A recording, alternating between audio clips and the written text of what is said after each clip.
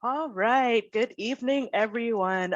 Thank you to the six of you who showed up. Hopefully more people show up, but it's all right. We thank you for coming out. Hello, everyone, and welcome to GSA's final art form specific webinar for vocal music.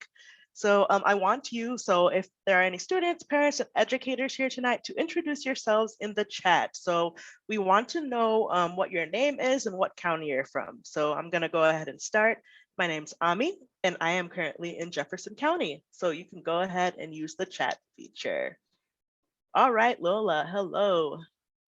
All right, Daniel from Boyle County.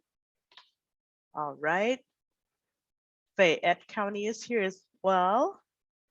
All right, Cole from Shelby County, Michelle from Oldham County, and 1, 2, 3, 4, 5. So we got 5 out of the 6 participants. Thank you so much. Well, actually, there are 8 now. Thank you so much. So hello, Will from Fayette County. All right. Thank you so much for coming out. So what we're gonna do next is we're gonna do a short poll. So the poll will pop up on your screen and you will answer just a couple of questions for us. So I will go ahead and launch that in a few seconds.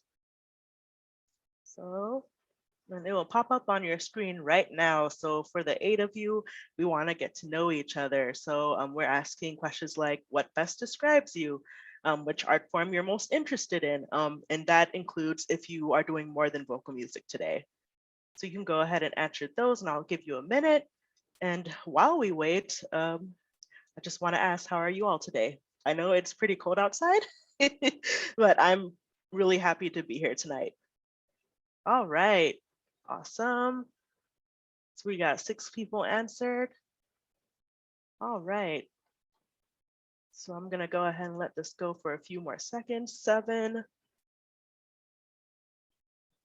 All right. And we got 8. So I'm gonna go ahead and close this in 10 seconds. And then after you all have answered, I will go ahead and share that poll with you. All right, it looks like everyone has answered. So I'll end this in 3, 2, 1. And then I'll go ahead and share the results with you all. So the first question is, what best describes you?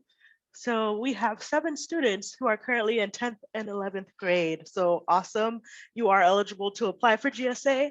And we have 1 parent and or guardian of a potential GSA applicant. So thank you so much for supporting your child. All right, and then which art forms are you most interested in? All right, so we have 1 in instrumental music, 4 in musical theater, all 8 in vocal music. Awesome. All right, and have you attended or viewed a recording of a previous GSA virtual info session? So it's half and half, yes and no. And have you applied to GSA before? So there's 3 that say yes and 5 that say no. So we thank you all who are coming back to apply again for this year, and we welcome all the new applicants. So I'll go ahead and stop sharing this poll. And awesome, so I'm gonna go ahead and introduce myself. My name is Aminata Jaffinch. I know that is very complicated, so you can just call me Ami. It's like Amy with an I. I am GSA's program coordinator, so I mostly work behind the scenes. So for example, I did help out with creating the actual application for you all this year. And even though I am behind the scenes, I promise I'm not like a robot. You will be able to see me in person as well as the rest of the GSA admin team in person if you do attend GSA this year. But now, without further ado, I'm going to go ahead and introduce you all to our panelists for the vocal music webinar tonight. And it is esteemed faculty member, Dr. Brittany Benningfield. Hello. Hi. Awesome. So why don't you go ahead and tell our lovely viewers tonight a little bit about yourself? Sure.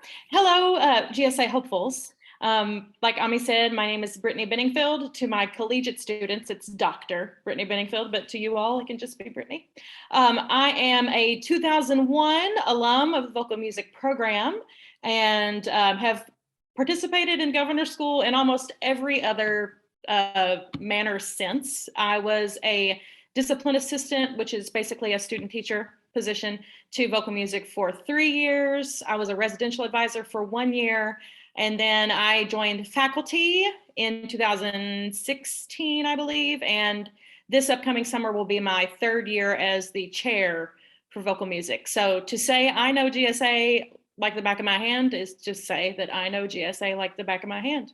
I love this program. It's my life's passion. And I plan on participating in governor's school until I'm in the grave. So I see a long, long future of being with this program. I love it. I love what I do. Besides that, I currently am the voice area coordinator at Southern Illinois University in Carbondale, Illinois. I also still perform and do competitions and so on and so forth, and just an overall music lover. That's what I do. Awesome. So Brittany is GSA. Definitely remember Basically. that. Yeah. Yes. Awesome. Thank you so much. So I'm going to go ahead and I will go ahead and give you all a short overview of GSA. So this will be me sharing my screen and showing you a short presentation. And if you have already attended GSA 101, this is like a mini version of it. So I'll go ahead and share my screen and start the short presentation. All right. Just one second. Welcome again to today's vocal music webinar. There will be time for a Q&A session at the end of today's presentation. So feel free to use the Q&A feature to ask questions at the bottom of your screen. And if you are joining us via Zoom, you should also receive a survey at the end of the webinar. This survey does help GSA assess how well we are recruiting. So please take a moment to fill that out. All right, and if you aren't already aware, today's session is part of a larger series of virtual info sessions that GSA is hosting throughout the fall for applicants, parents, and educators. And though today concludes the art form specific webinars, we still have 2 left. So there's the GSA 101 webinar on December 1st and the open Q&A webinar on December 15th. So both webinars will take place at 5 p.m. Eastern Standard Time. All right, and please remember that these info sessions are not the only way to get information about the GSA application process. You can contact GSA with any kind of question at the GSA helpline at 502-566-5192 or email us at gsainfo@kentuckyperformingarts.org. In addition, please follow us on social media. You can search for our program name to find us on Facebook. And you can search us via our handle on Instagram at Kentucky GSA, so at KYGSA. And in addition, you can also subscribe to our YouTube channel. It's at Kentucky GSA as well, but Kentucky is spelled out, so it's at Kentucky GSA. And this is where you will find recordings of all of our previous webinars. So if you missed any other art form specific ones, the GSA 101, all the ones that we did this fall so far are uploaded on YouTube right now. All right, so now let's quickly review some information about the summer program itself. GSA is a 3-week residential program that takes place on a college campus. Students do attend GSA for one of 9 art forms, and the program is completely tuition free. And if you haven't heard, we recently made the exciting announcement that we're able to double the size of the summer program for the next 3 years, thanks to supplemental funding provided by the Kentucky Department of Education. This means that we expect to grow from our previous class size of 256 to accepting approximately 500 students for the summer of 2022. We are still finalizing exactly how, when, and where this expansion will take place. And there are many questions that you might have about the expansion that we don't have answers for just yet. But with that being said, we will release any and all information as soon as we have it. However, what we do know is that GSA summer program will take place in June and/or July, and at least part of the student body will have their GSA experience on the campus of the University of Kentucky. So to determine class size for each specific art form in our expanded model, we are looking at how many students have applied to each art form over the past few years. And we are also trying to ensure that each art form that all art forms have as similar as possible acceptance ratios. So this means that while the total number of students that we accept across all art forms will double, some art forms will grow in size more than others. And while numbers are subject to change, what we do know is that we currently anticipate that we'll go from a total of 33 student spots to 62 student spots for vocal music. So again, we're going to jump from 33 student spots to 62 student spots for vocal music. And moving on, students must currently be a sophomore or junior. So I believe it's 8 of you to actually apply for GSA. GPA, SAT, and ACT scores are not required, and you can apply for up to 2 art forms. So you can apply for up to 2, but you can only participate in 1 if you get accepted in both. There is an application fee of $30 or $35 total if you're applying for 2 art forms, but this fee is waived by the click of a button in the application for students who qualify for free and reduced lunch. All right, and while we are excited to speak with you about GSA's vocal music program today, please remember that today's virtual info session will not be 100% comprehensive. There are other important resources that you should use to learn more about the program and the application, all of which are available on our website. So www.kentukygsa.org. And also be sure to read the applicant guide for your art form of interest. So if you are interested in vocal music, read the vocal music applicant guide. So we will review this applicant guide as part of today's conversation, but you should take some time to carefully review it yourself. All right. So the GSA 2022 application is due by the end of the day, 11:59 p.m. Eastern Standard Time on January 9th. But please note that this is a Sunday and the GSA office is not open on the weekends. So this means that January 7th is the last day to call or email us with questions. And we know that submitting your materials at the very last second is very tempting, but please do not do so. We highly encourage you to complete your application at least 1 week in advance of the January 9th deadline. Students will learn that if they've advanced to the final round auditions on February 18th. So on February 18th is about 1 month before the actual final round auditions and reviews take place. So they will take place on March 18th and 19th. GSA's final round auditions usually take place in person at the University of Kentucky, but although given the unknowns of COVID, you can expect to learn more about that process later in the application cycle.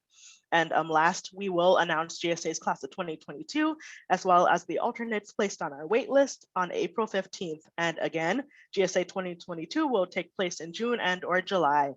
We know that everyone is anxious to know exact dates, and we are with you. We are anxious to know exact dates as well. So we do expect to announce that information very soon. So we will know exactly what dates GSA will be held very, very soon. We don't know yet, but yes. All right, so I have said a mouthful. So I'll go ahead and stop sharing my screen for a second. And yeah, so we are gonna go ahead and jump into the vocal music applicant guide. So how this is gonna work is I'm gonna share my screen, show the applicant guide, and I'll be doing a back and forth. So I'll be sharing my screen, jumping off, asking Brittany a question or two, and then jumping back in. So please bear with me. So I'll go ahead and share my screen. And on just 1 second. Oh. Go ahead and do this real quick. Exit. That.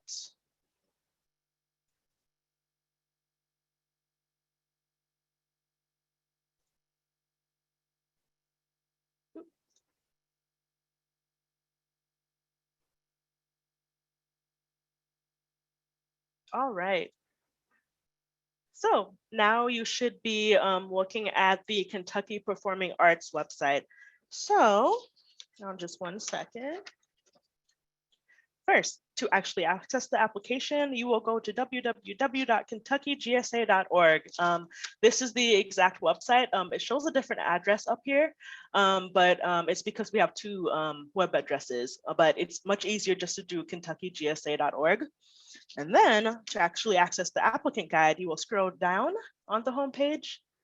And then you'll go to this section, GSA 2022, application, important dates and virtual info sessions. Click on learn more. All right, and now you are on this page. You will scroll down again, and then you'll go to the second section. So GSA 2022 applicant guides. Click on review the applicant guides. All right, now you are on the applicant guides page, and you'll scroll all the way down to vocal music. And we are here, and I am gonna zoom in so you all can see what's on my screen. Oh, yes. All right, so first we will start off with the program description, and I will read this part word for word. And fair warning, I do stutter quite a bit, and I also have an accent, so I'm going to read to you as clearly as possible. So the vocal music program at GSA is designed to develop each student's fundamental vocal musicianship and to encourage healthy and natural tone production. Students participate in private voice lessons and in group ensembles, performing a wide range of vocal music styles from Renaissance to 21st century, with a strong emphasis on classical technique. GSA vocalists may receive an introduction to singing in languages other than English, as well as instruction in a wide variety of topics, including music theory and sight singing. Students attend performances by and learn from guest artists, leading professionals, and college professors. Along with the vocal music faculty, these guests share their personal experiences as performers to assist discussions about college and career planning. Students present a performance of solo, chamber, and choral work on the final day of the program. So I'll go ahead and unshare my screen and ask Brittany a quick question. All right. So Brittany, what is it like for a student to attend GSA for vocal music? We have so much fun doing vocal music, but we also work hard. So I like to tell the students, be ready for a good time, but also be ready to do some work in this discipline. A general day will look like, we'll start in the morning. You may have a couple classes, like a music theory class, an art song class, a diction class, something like that. And then we usually have a choir rehearsal in the morning that takes up quite a bit of time. Then there'll be a lunch break. Then some afternoons we'll go into a voice lessons block, which is where each student will have one 30-minute block of a personal private voice lesson with one of our faculty members. And then that takes up a large portion of the afternoon. So if there's time left over, we may have choir again, or we may have a guest artist speak to us, and then dinner break. And then on evenings where we have evening studio, we normally go back into choir or chamber ensembles. So to say that you spend most of the day singing is probably the most accurate statement I could give you. If you like singing, then you will love what we do. If you like singing just a little bit here and there, then you will not enjoy this. You need to really love music and singing and be ready to learn and absorb. The days are very long and they're intense, but we try our best to make sure that all of our students have a wonderful time. And I think we do a pretty good job because we have alumni every year who want to come back and give back to the program in some way. So it's a long day, it's a full day, but we try to have fun, and you get to sing all day long, which is the best thing in the world. Yes, thank you so much. And we have Daniel that says, I love singing with a bunch of Yes! exclamation points. Then you will love it. You will love this. Yes. All right, so I'm gonna go ahead and share my screen again and go on to the next section. Just 1 second, y'all. All right, so we are going to Part 2, preliminary round application requirements due January 9th. So this is a lot of information, so I will condense it a little bit. So for this preliminary round, you will submit these in these 5 sections below. So there are 2 recommendation forms, a personal short essay, a personal question video, there are art form specific questions, and a prepared solo video. So starting first with the 2 recommendation forms. And again, this is a lot of information, so I'll sum it up for you all. So we do ask that you choose 2 individuals who can speak to your artistic abilities, or that can speak to your character, accountability, or work ethic. So choose 2 individuals who can speak to those qualities about yourself. And you do have to note that you're not allowed to ask family members to be recommenders for you as well. So definitely keep that in mind. And we did change the recommendation form process a little bit from last year. So last year it had to be, you had to choose one from a teacher and then a school administrator. So we changed it up a bit so that there can be a more broad scope of who may complete your form. So you have more freedom to choose who completes your form.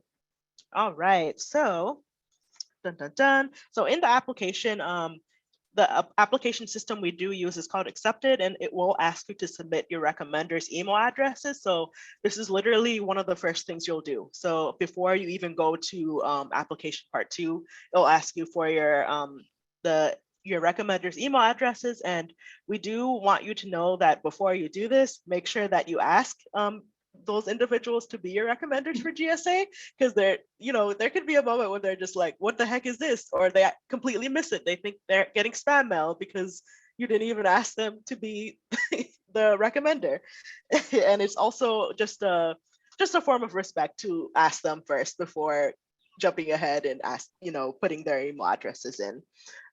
If they do say yes, that they do want to be a recommender, let them know that they will expect an email titled documentation request from your name for the Kentucky Governor School for the Arts. So again, that's documentation request from parentheses, your name for Kentucky Governor School for the Arts. The actual form will be attached to the email, and then it will look like a questionnaire. So it will be linked to your accepted account. So what they'll actually have to do is just fill that out, and I believe they click submit, and it will automatically populate in your application system. So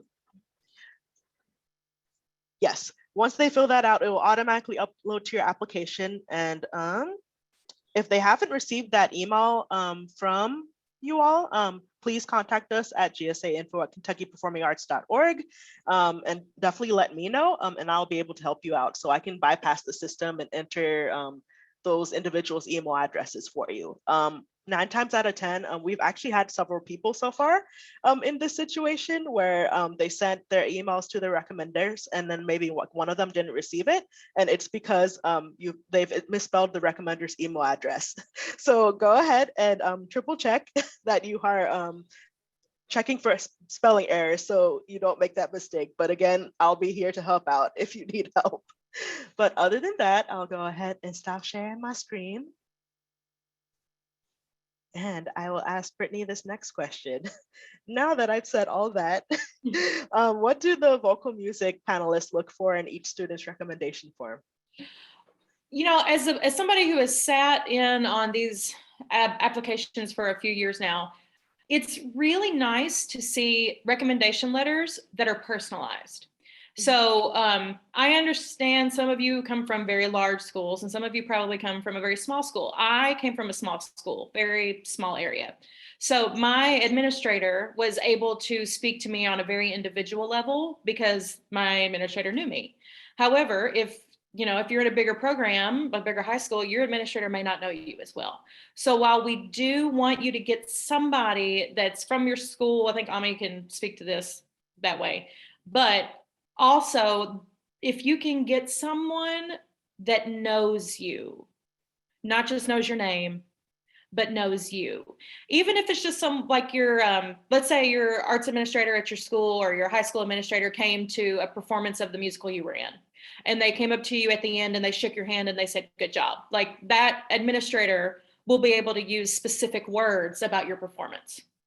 So we're looking for things like that. If you can't get that, but you have somebody who can write you a glowing overall recommendation, that's good too. We like glowing. And then part of the application process we'll get to later is when we meet you in person, we'll be able to see what the recommendation letters were like. Are they equivalent to what we sent in? Does the teacher seem like they know you as an individual? So things like that. Find somebody who's going to write you in a really specific way and can talk to all of your good, beautiful, lovely attributes as a human being and as an artist. Awesome. Thank you so much. All right, so we will go on ahead to the next section. All right, so the next two sections are the personal short essay and the personal question video. Please note that this is a requirement for all art forms, so it's not just vocal music. So for these, for the essay, we do ask that you do no more than 250 words. So 250 words max, you do your essay. And then we ask you to describe your personal connection to your art form or your creative practice. So why and how is it important to you on a personal level? And then for the personal question video, again, this is a requirement for all art forms. You must provide your answer in video format, no longer than 90 seconds. And we ask, describe your vision for how your individual artistic work or creative practice can impact others. So how do you want to affect others through art, and or what response do you hope others will have to your work? So I'll go ahead and stop sharing again. And then I'll ask Brittany. So this is involving both of these requirements. So what are you all looking for with the personal question video and the short essay? So, and then how do you believe that applicants can best formulate their responses in the, Yeah, so this is very similar to the recommendation letter. We want personal, we want personality, we want specifics. I tried to encourage people to stay away from the world peace answer. I want world peace. My art's gonna make world peace. Yeah, that's true. Art can do that. It absolutely can, for sure. As a high schooler, that may be a little high of a goal, I would say. So how can it be a little more specific? Like, for example, let's say that you are in your school's choir program, and something that you all do is when the elementary school has a program, you go help the elementary school kids. So you could say, oh, well, I want to use my art to inspire young students to continue to sing. That's a very specific kind of answer that you could give. Or if you're somebody, for example, who is into worship arts in the church, you can say, I want to use my art to inspire people to worship. So many things.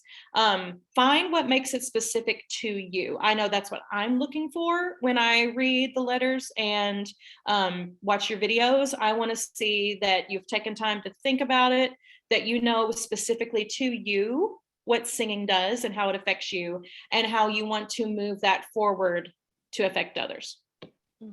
Awesome. Thank you so much. All right. And then so for the next few sections, these will be the art form specific requirements. So I will go ahead and share my screen, Brittany. Mm-hmm. And then, just 1 second. So I'll share that. I'll scroll down to this little section right here.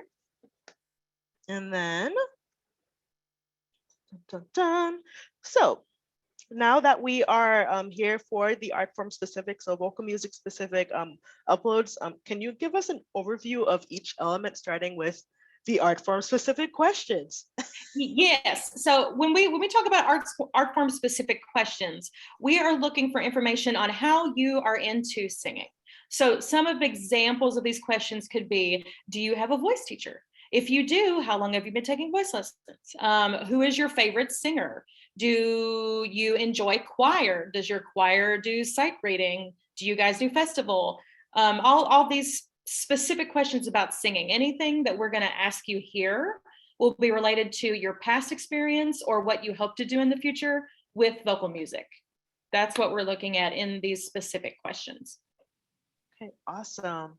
And now we are moving on to the prepared solo video. Yes. Okay. So this is probably when we're looking at your application, this is the one that we spend the most time looking at. We do look at every single thing that you have to submit. Otherwise, why would we have you submit that? That's a waste of your time and a waste of our time. So when we look at this personal video, we are looking for how are you singing, what the voice is like, and potential. I want to talk about that word potential because I think there are sometimes people who think that only the best and brightest and most trained vocalists get into vocal music, and that's simply not true. We look for potential, natural talent when it comes to taking people for vocal music. I am the perfect example of that. As an alumni of the program, I had maybe 2 months of voice lessons, maybe, before I got into the program. I wanted to be a country music singer when I went to GSA. And then the program completely changed my life, and I came out wanting to be an opera singer, wanting to teach voice. So going into it, you don't even have to know this is what you want to do. You can just know that you love singing and you want to try this out and see if this could be something for you. So when you're doing your video, there are a couple things that we really want you to notice. Number one, don't sing 8-minute songs. We don't really want to listen to that. I know you don't want to memorize that, so don't do that. Keep it like 2 to 4 minutes long. A nice, easy art song is great. We want you to be memorized. Now, you'll notice when you look at it, it says memorized preferred, not required. One reason why we want it to be memorized or prefer it to be memorized is so we can see how you express while you're singing. Anybody who's held a sheet music like this knows that when it's in your hand, you tend to look at it. Even if you know it, you tend to look at it. We call that a crutch. So we want to see if you can get rid of the crutch and stand in your power and in your vocalism and express for us the words of the song. Songs are really cool because they have text. That's the difference between instrumental music and choir or solo singing. We get to use words and we get to express what we're feeling through these words. It's easier to do that when the music isn't in your hands. That's the whole point of that.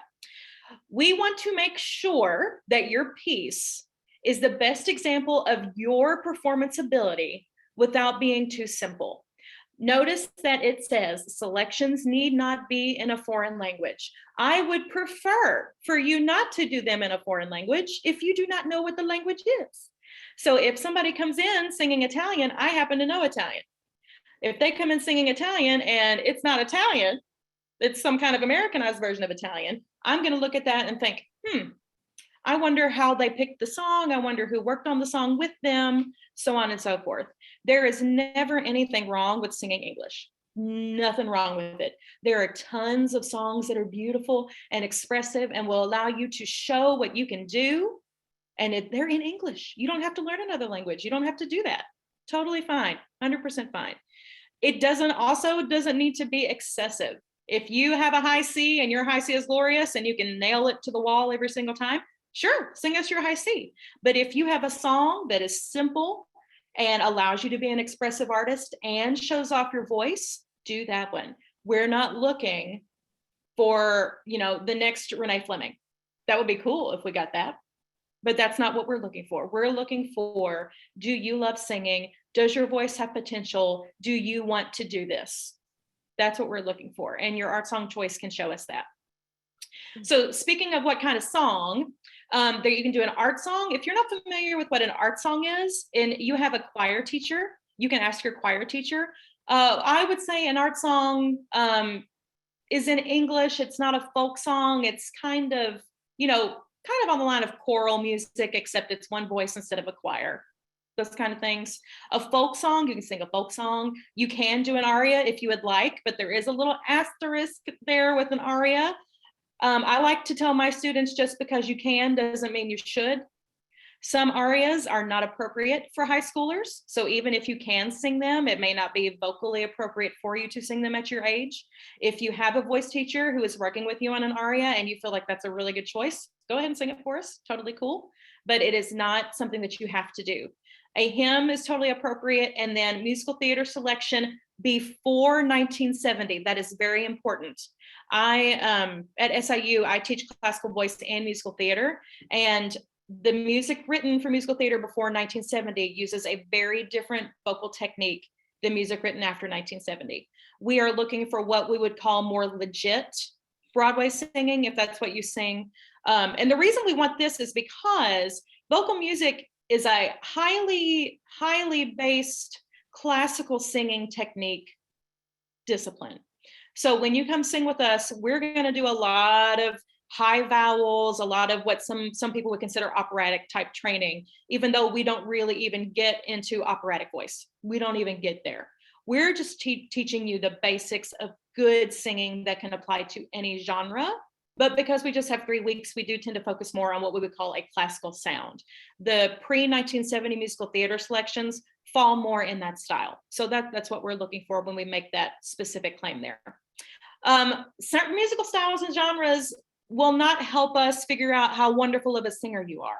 So if you are, if you're really good at rap or vocal percussion or belting, that's really awesome. I wish that I could do that stuff, but it's not going to show us the skill that you have when it comes to the specific style of singing that we do. So please make sure it has a melody, so on and so forth. Would you like me to go on, Ami? Yeah, you can go ahead.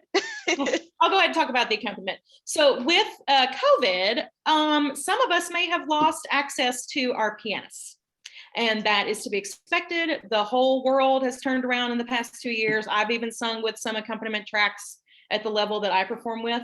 So it seems like things are coming around. If you do have access to somebody who can play for you live when you do your audition, that would be cool. If you don't, also totally fine. When I was doing my auditions with accompaniment tracks, I would set up a Bluetooth speaker behind me and play my track from my phone, actually, through my Bluetooth speaker so that the sound was coming behind me and towards, that way I could hear it. So that's what I did. What you're going to run into with accompaniment tracks is they can't follow you. So you may wind up doing 2 or 3 or 4 or 5 or however many takes of a recording to get the one that you want. If you do it with a live person, you're probably going to be able to do that faster because they can follow you. They know when you're going to breathe, so on and so forth. But by all means, if you need to use a track, go ahead and use a track. We just want you to be comfortable and feel like you're doing an awesome job on your audition video because you're all awesome already. We just want to hear how awesome you are. At the end of the day, that's what we want. Awesome. All right. So now we are at the final round of requirements. So we do have the questionnaire, the prepared solo, sight singing and pitch memory exercises, and then the interview. Can you go through each element and flesh them out a little bit for us? Yes, of course. So Yay. starting with the questionnaire, these are also what we would call art form specific. This is related to vocal music. We'll ask you about your voice lessons. We'll ask you about choir. Do you do any shows? If you are in choir, what voice part do you sing? What's your music theory experience like? So on and so forth, things like that. We'll also talk about college and career goals. What do you want to do? And you may not know what you want to do. And guess what? That's okay. You could even say, I just like singing. I want to sing more. Okay, great. We like that. Come on in. So just answer that honestly.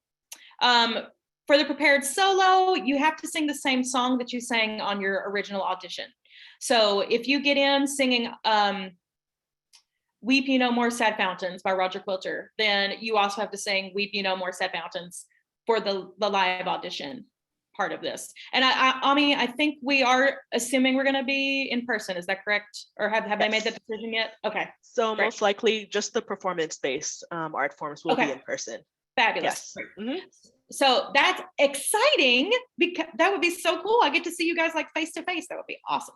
So, but basically, your song needs to be the same one. So, don't switch to Mariah Carey, something or other, just because you want to be in person with us. We will provide a pianist for you, and that is so awesome. You do not have to travel with your pianist. You can just be ready for the one that's going to be wherever we do the live audition. You can have that person ready for you. We will ask that you please bring music with you. Bring your music with you.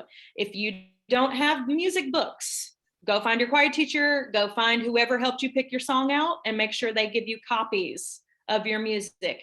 You see here, it says 3 total copies. That's 2 for the adjudicators, myself, and then 1 more adjudicator, and 1 for the pianist. A word about music, a word about sheet music. I wish I had brought some with me. Make sure, especially the copy that you're giving to your pianist, that you have the entire page. Sometimes if we're not careful when we make copies, the bottom part of the page can be cut off. And we as a singer, we're like, well, I can still see my words. But that means the pianist can't see what they need to play. So make sure that you have all of the music on the sheet so that your pianist doesn't just go like this in the middle of your song. Like, I don't know what to play because there's nothing there. So that's a word of advice about copying. Make sure that they're 3-hole punched, placed in a 3-ring binder. We talked about what they should be able to see. You don't need to use the plastic protective sheets if you even know what those are. If you don't know what those are, don't worry about it. But if you do know what those are, you do not have to use those. Most of our pianists just prefer old paper. And then, okay, so when you come in, if you've never done an audition, generally what happens, there will be a volunteer waiting for you at the door. The volunteer may or may not bring the music in for you. Sometimes they do, sometimes they don't. If they don't bring the music in, you will walk over to your pianist. You will very nicely introduce yourself. Hello, my name is blah, blah, blah, and I'll be singing blah, blah, blah. And then you give them your music, and then you give them your tempo. Let's talk about giving tempo. So sometimes when we're nervous, our tempo can go really fast. So make sure before you come in that you're nice and in control of your body and your breathing. You know what tempo you want to go at, and then you give your accompanist that tempo. We don't want to like throw them off when we start singing. Okay. All right. So now we're at sight singing. Yes. Okay. This is, I am so glad that we're talking about this. I had a note to make a note about this. So here's the deal with sight singing. I know a lot of singers, especially some of us, myself included, who never played instruments. We get to the sight singing part and we just freak out. It's like our brain just goes haywire and all of a sudden we don't know what a quarter note is, right? So make sure that you tell yourself when the sight singing part happens, I want you to make sure you tell yourself, this is not the end all be all. I will live through this. I will make it through. I can breathe. We've seen people like really, really kind of lose their minds at the sight singing part. So I'm not going to tell you that it doesn't matter, because it does. But what I am going to tell you is the sight singing portion has never made or broken someone. So for example, if somebody came in and sang beautifully, wonderfully, oh, lovely tone, but they couldn't sight read at all, that's never stopped them from getting in. If that was the case, I wouldn't have got in, because I could not sight sing when I was your all's age, could not do it.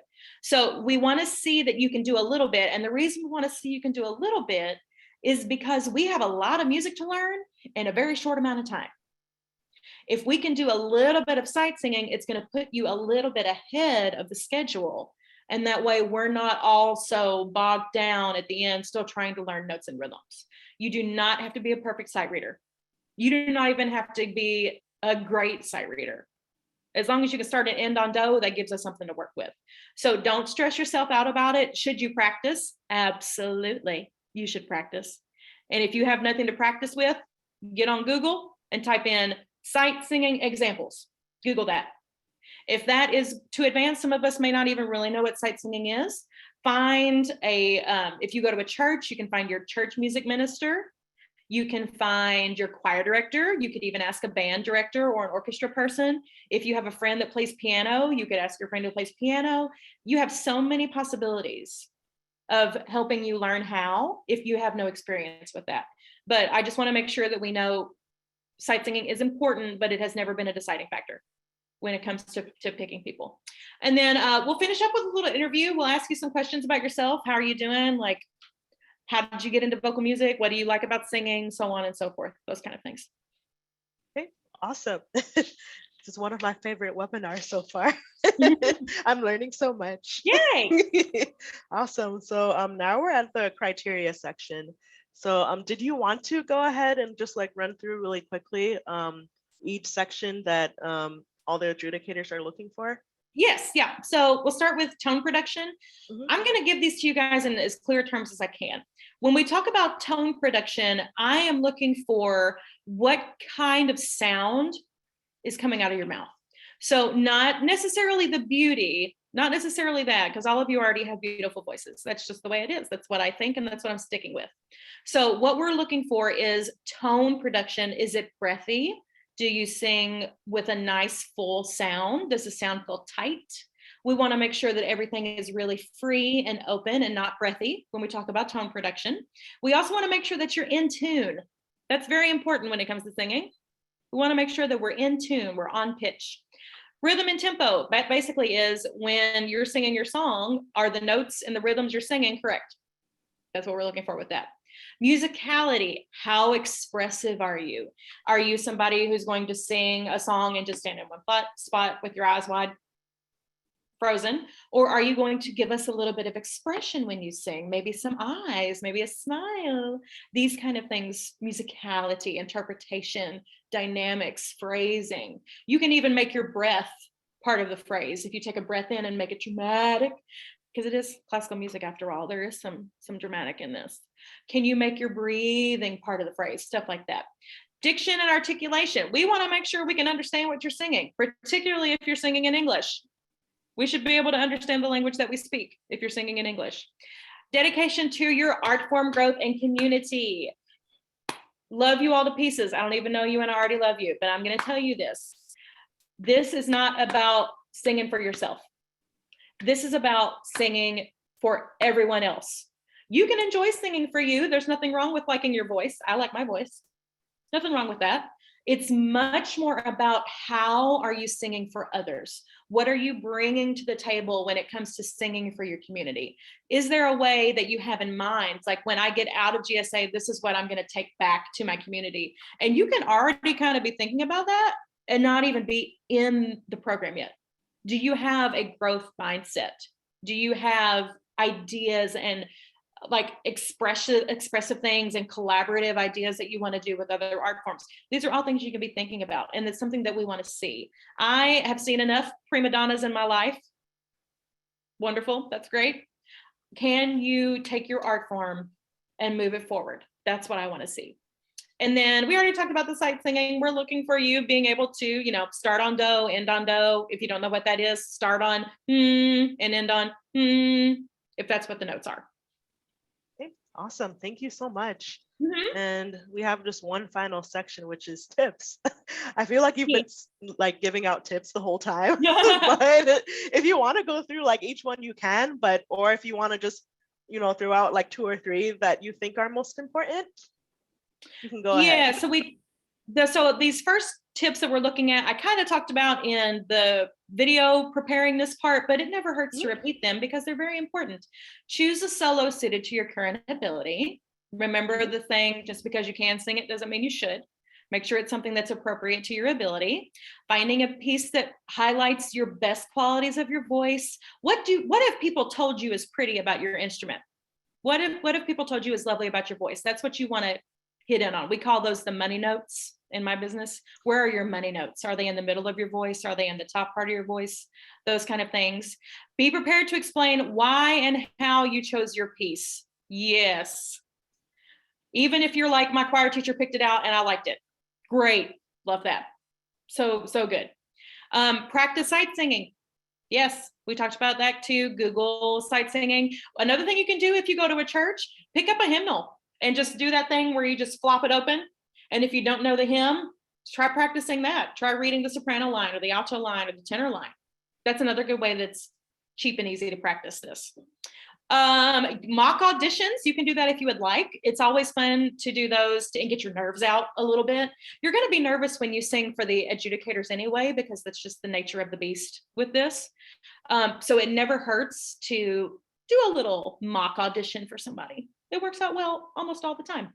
Wear professional clothing. Okay, so we have this discussion every summer. What is professional clothing? That is changing a little bit due to the pandemic. Sometimes now we can get by with some leggings and a nice boot or, a t-shirt with a jacket.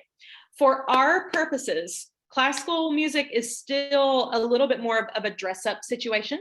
So by no means do you have to wear a ball gown or a tux. It is not that kind of, we're not talking black tie. It is not like that. Ladies, it is not unusual for a dress to be worn, like even a little cocktail dress or an audition dress. We call them audition dresses. Guys, you can wear a suit if you want to. You can wear a nice button-up shirt with a little tie if you would like.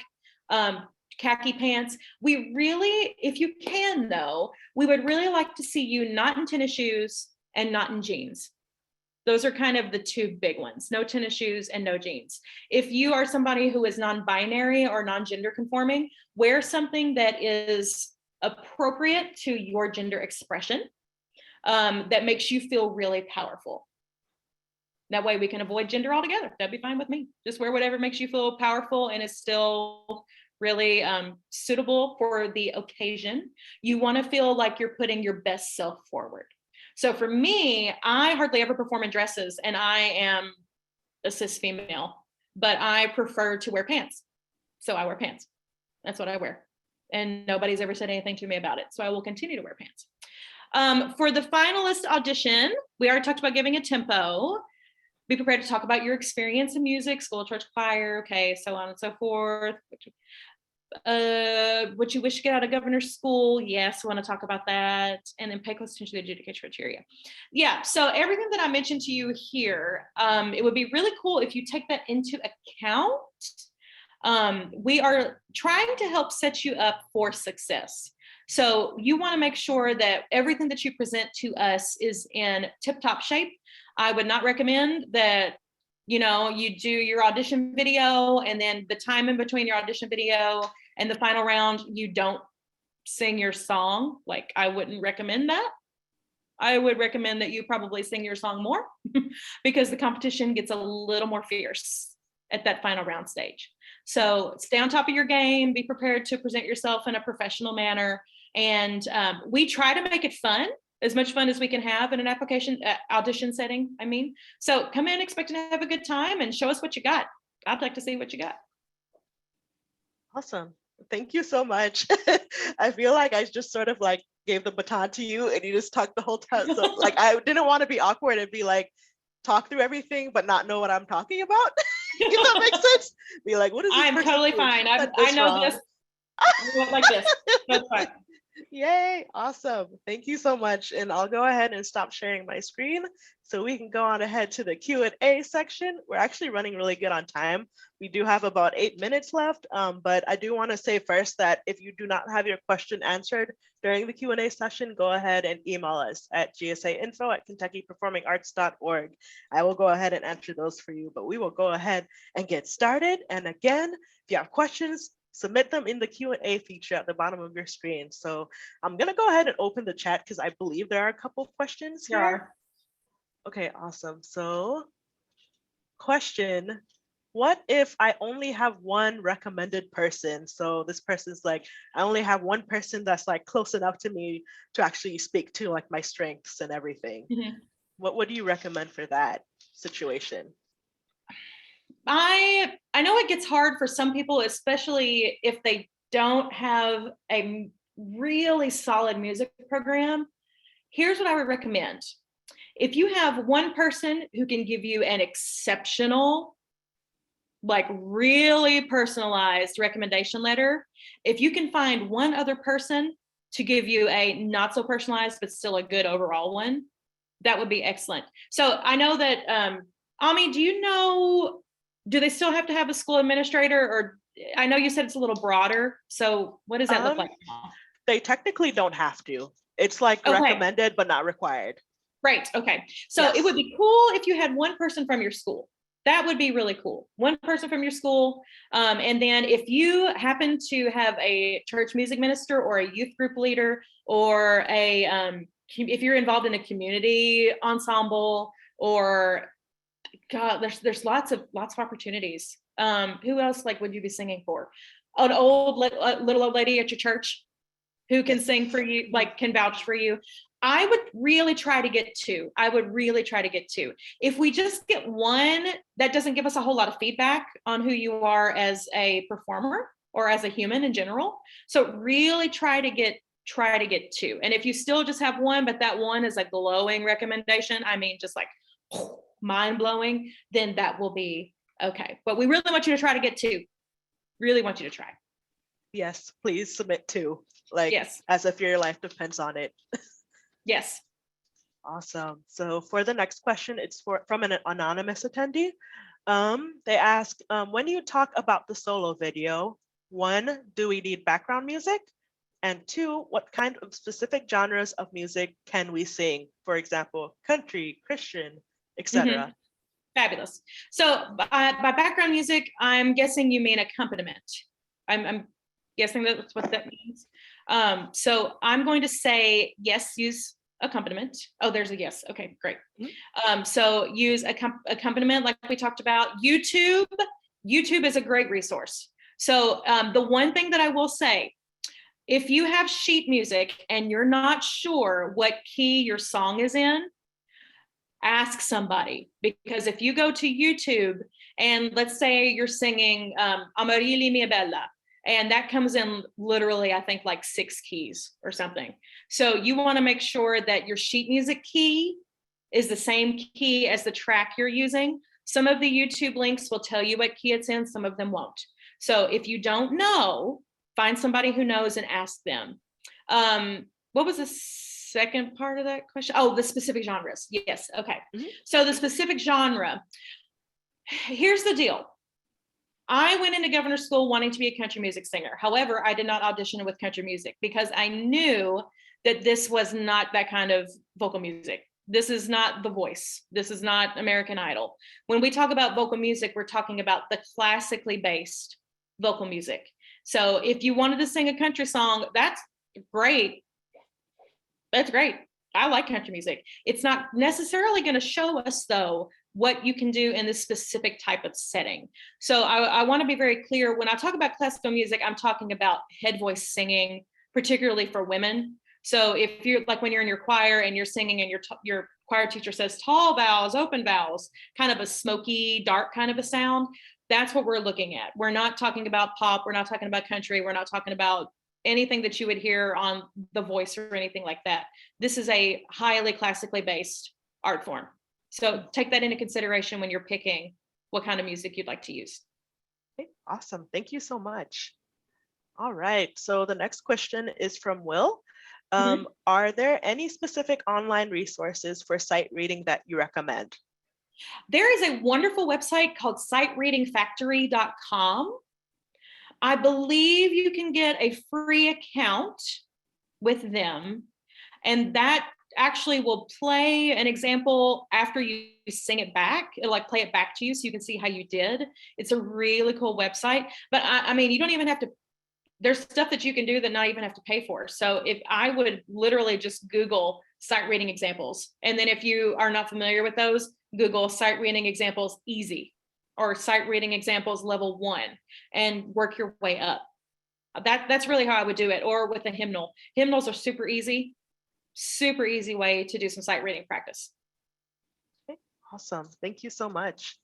The next question is from Cole. They say, Aminata, I like the background. Thank you very much. It is Steven Universe. You can see them at cartoonnetwork.com. But anyways, for Dr. Benningfield, what would you say is the most important advice for someone auditioning?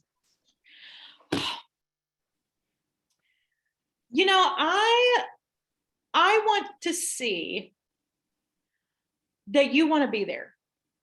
That's what I want to see. I want to see that you've prepared, that you love what you do, you love to sing, and that you are excited to share your talent with us. That's what I think every audition should be. I think it should be an opportunity for you to show us what you're proud of. What can you do well? What do you sing so beautifully? I have all this expression that I want to put into my auditions, and I want to show that to you. So I would say what we're looking for the most is you showing us you want to be there and you want to have a good time learning how to do a little more vocal music stuff at GSA. Awesome. Thank you so much. And we do have 2 more questions left. We are running a little low on time, but I'll go ahead and shoot these questions out. The next one is from an anonymous attendee. How much of the recommendation form should consist of information regarding your personality rather than your ability as a performer? It's a really good question. If you can have at least one person in your recommendation letter who has seen you perform, that would be cool and can talk about your performance. But we also want to know about your personality, and we want to know about that because you're going to be around people who are doing the same thing as you for 3 weeks. So we need to know, are you an outgoing person? Are you an introvert? We take both. We just want to know what kind of person are you? That's really important in a community setting. We also want to know about your performance, but I'd say, 50-50 would be a good balance for those things. Awesome. All right. The next question is from Rachel Joins. I believe you answered this question earlier, but it says, would you recommend singing an English song or a foreign language song? Does one stand out more than the other? I'll tell you what does stand out when people sing a foreign language wrong. That does stand out. So the people that you sing for, like me, I know German, I know French, I know Italian, I've sung in Czech, I've sung in Russian. So I know these languages. And it does not impress me for a 17-year-old to come and sing non-beautiful Italian or non-beautiful French. I highly encourage people, if you are not comfortable with a language, don't sing another language. Sing in English. It's going to make you feel better. You're going to like not be as nervous about forgetting words because you don't know the language. Yes, leave it at that. Yes. Awesome. So that is it for the Q&A session. To wrap this up, do you have any final words for all of the young artists who are watching today? Yes. So number one, thank you so much for tuning in. GSA completely changed my life. If you haven't picked up on that already, it's a big deal. GSA is huge and life-changing. You meet so many friends. You have such a good time. I just want to encourage you to apply. There's nothing wrong with applying. Go ahead and send us all your information. I love to hear singers. It's one of my favorite things I do all year long. I pretty much do it every day, all day. It's awesome. And I love to meet new people. And mostly, I just really want people to get this experience. It is a wonderful, once in a lifetime kind of opportunity. Please apply. Please audition for us. I can't wait to hear you. Yay, awesome. Well, thank you so much for joining us today. And thank you so much for all the students, the parents, and educators who joined us today as well. And again, if we didn't answer your question, go ahead and email me at gsainfo@kentuckyperformingarts.org. And yeah, go ahead and you can view this recording. I believe I'll get it as early as tomorrow afternoon. So I'll have it on the YouTube page then. But other than that, thank you again and have a great night and go forth and make great art. But thank you so much. Have a great night.